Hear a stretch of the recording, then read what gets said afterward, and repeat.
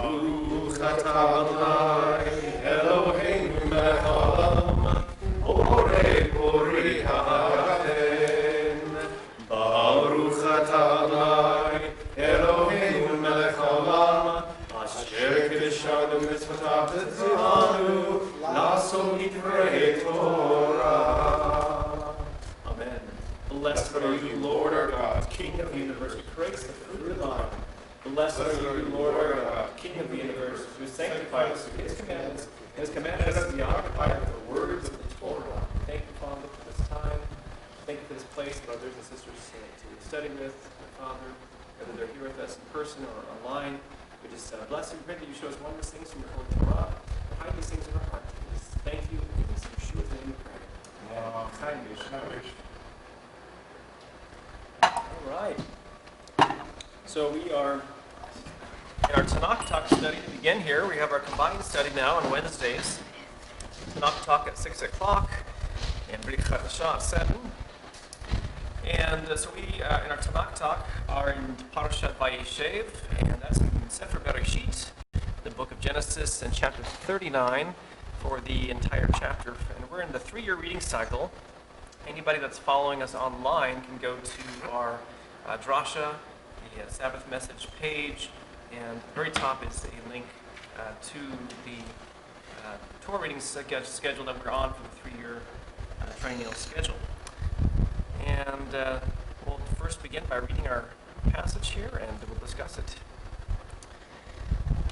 Bereshit in Genesis chapter 39, verse 1, it says, "And Yosef was brought down to Egypt, and Potiphar, an officer of Paro's and captain of the guard, an Egyptian, bought him from the Ishmaelim who had brought him there. Hashem was with Yosef, and he became wealthy while he was in the household of his master, the Egyptian. His master saw how Hashem was with him, that Hashem prospered everything he did. Yosef pleased him as he served him, and his master appointed him manager of his household. He entrusted all his possessions to Yosef." In that time he appointed him manager of his household and his possessions. Adonai blessed the Egyptian's household for Yosef's sake. Adonai's blessing was on all he owned, whether in the house or in the field. So he left all his possessions in Yosef's care because he had him. He paid no attention to his affairs except for the food he ate. Now Yosef was well built and handsome as well. In time, the day came when his master's wife took a look at Yosef and said, "Sleep with me." But he refused, saying to his master's wife, "Look, because my master hasn't, he doesn't know what's going on in his house. He has put all his possessions in my charge. In his house I am his equal. He hasn't withheld anything from me except yourself, because you are his wife. How then could I do such a wicked thing and sin against God?" But she kept pressing him day after day. Nevertheless, he didn't listen to her. He refused to sleep with her or even be with her. However, one day when he went into the house to do work, and none of the men living in the house was there indoors, she grabbed him by his robe and said, "Sleep with me." But he fled, leaving his robe in her hand, and got himself outside.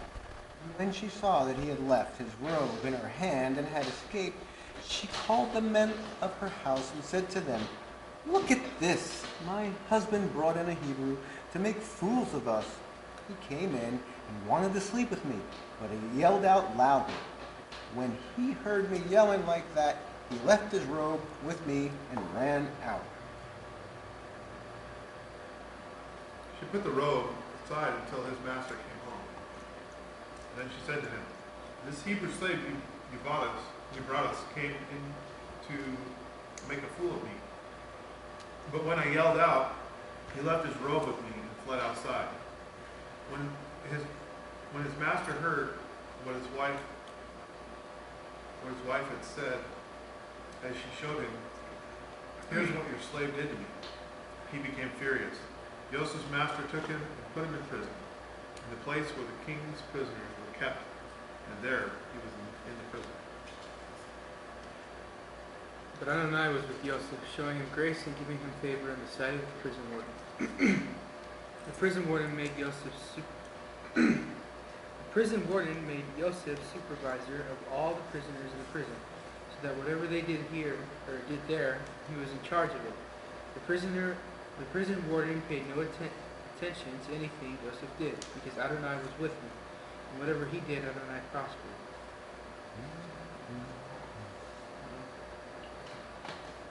Sounds like the kind of guy I would hang out with.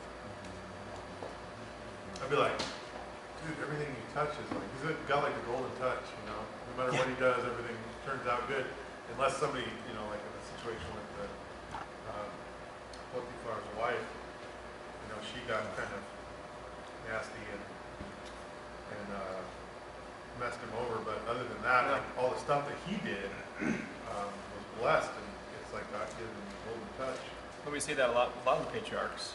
We see that with, Yaakov, where Hashem had blessed him in everything that he had put his hand to, but that didn't keep the world from coming at him. Right. That often did happen, not only with Lavan, but with his brother, Esau. And so I think we have a similar, and you could, like I mentioned, a lot of the patriarchs, it was that way. Abraham, Moshe, so on and so forth. He had a very exciting journey, didn't he? To say the least. I think the most amazing thing is Potiphar is not a worshiper of Hashem, of the God of Israel, yet everything in his house is being blessed because Joseph's there. Just because of that one factor, you could maybe even ask the question, why? Why not just bless Joseph and not Potiphar's house and everything that he has? Why? Well, that's a good question. But I think it's just to demonstrate who God is and how he doesn't distinguish between, I'm going to show you that I'm only going to bless Joseph and not Potiphar's house, because then it would probably show Potiphar that there's something wrong with this deal here. Yeah. And it wouldn't have even given Potiphar a reason to trust him with everything in his house. And even, we could look at this little scenario here and we could say, in the end of this chapter, Potiphar seemed to be an angry person when furious that he heard what had done. And his wife was, look at the robe, he could have said, yeah, that rotten Yosef. No. I think, and we may have discussed this in previous studies, but he was probably very sad that this is happening, because he knows Joseph has been a blessing to him from the very beginning. Right. Everything in his house is getting, it's like you said, it's the Midas touch. This guy, he can't do anything wrong. And now his wife is saying, look what he did. And he's like, I don't believe you, but all these people are watching me. I have to do something right now. You have this Hebrew slave, and what are you going to let a Hebrew slave stomp around your house? And I have to do something righteous here. And he could have thrown him in any prison, right? Right. But he puts him in the king's prison, which is a place where he's not going to be treated improperly. Right. And so it's a blessing that even for him to be there. And as we see later in the chapter, he gets put in charge of the prison. Right. So he goes from being in charge of the Potiphar's house to being in charge of the prison because the warden sees what a good guy he is. And we can even refer back to previous chapters that, Yaakov saw how he was a very intelligent person and didn't send him out with his brothers, but sent him out to bring reports back. How are your brothers doing? Because he could trust him. And he was somebody that could be trusted. And Hashem saw that. Potiphar saw that. Yaakov saw that. Yeah. And as we see later, the Pharaoh sees that. There's also something here that I think is kind of curious. It says in verse 10, but she kept pressing him day after day. So if that's going on, there's got to be other people in the house that are witnessing this. I'm sure Potiphar probably got a little word of it too. He's probably noticing the attraction. He probably knows his wife to just be this way. He's probably not. This is probably not and the there's first probably time. a reason he put him into the prison that he did. Right. For one, because she probably would have went and complained to Pharaoh or somebody like that and said, "Hey, my husband, won't get rid of this guy in the house and he's trying to sleep with me." You know what I'm saying? She probably would have raised a bigger stink. Right. So he had to do something, and I can imagine, this is just speculation. He put him in the prison where he knew the warden. Of course, he was in charge of the guard, the Pharaoh's guards. So he would have known the warden probably really well and been friends and been like, hey, take care of this guy. Oh yeah, definitely. Well, I think just in general, Joseph was just blessed as well. In addition Right. to that, I mean, that's all part of the blessing. And I think that partly what we're seeing, maybe just partly at least, with Yosef and the blessings that he's receiving, not only, and we talked about why not just Yosef get blessed, why did the whole household get blessed? And I think what we're seeing here is the Bereshit, Genesis 12:3 principle that is being played out there. And that is, if we go back to Genesis chapter 12, verse 3, God in verse 2 not only promises to bless Abraham and his seed, but part of our calling as the people of Israel and sons of Abraham is to be a blessing. And that's in verse 2, because it says, you are to be a blessing. That's a positive mitzvah there, I think. In verse 3, he goes on to say, I will bless those who bless you, but I will curse anyone who curses you, and by you all the families of the earth will be blessed. And so you have this son of Abraham, this Israelite that's coming into this house, and I think that Potiphar is probably blessing Yosef and treating him with kindness, and it's no wonder that his household is flourishing. And I think that's part of it. Of course, Yosef would be a very key player in accomplishing God's plan, and in regards to not only saving the children of Israel, but bringing about the Mashiach himself. So there's definitely that aspect too. There's certain individuals that are key through history that you just don't mess with because they're kind of kingpins, so to speak, in regards to God's special plan, and nothing's going to mess with that.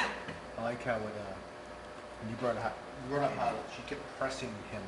And so Joseph, being an intelligent, very wise young man who's good looking, right? And that's why Potiphar's wife wants him, is he decided he wouldn't even be with her. So he decided, when is she going to be in there? I'm going to avoid her at any cost. Right. And yet she decided, I'm going to make sure that I go in there when nobody's around. Mm-hmm. And this is when there'll be no witnesses. Otherwise, she can be proved to be a liar. Right. And what's amazing is she, after this episode happens where she says, "Lie with me," and grabs him and he runs. This is the first time you can imagine there was physical contact. Before she just said, "Hey, lie with me." Right. She probably made it very appealing to him to do this. Right. And he's like, "Look, everything is available to me except you. Not you. I can't do this. I'd be sinning against God, not just Potiphar. So there's no way he's going to do this. So he's wise enough to avoid her at any cost, not even to be in the house where she's going to be. Right. But she probably studied him and learned when he was going to be there. She learned, maybe she even told the men, "Hey, go outside and do this chore."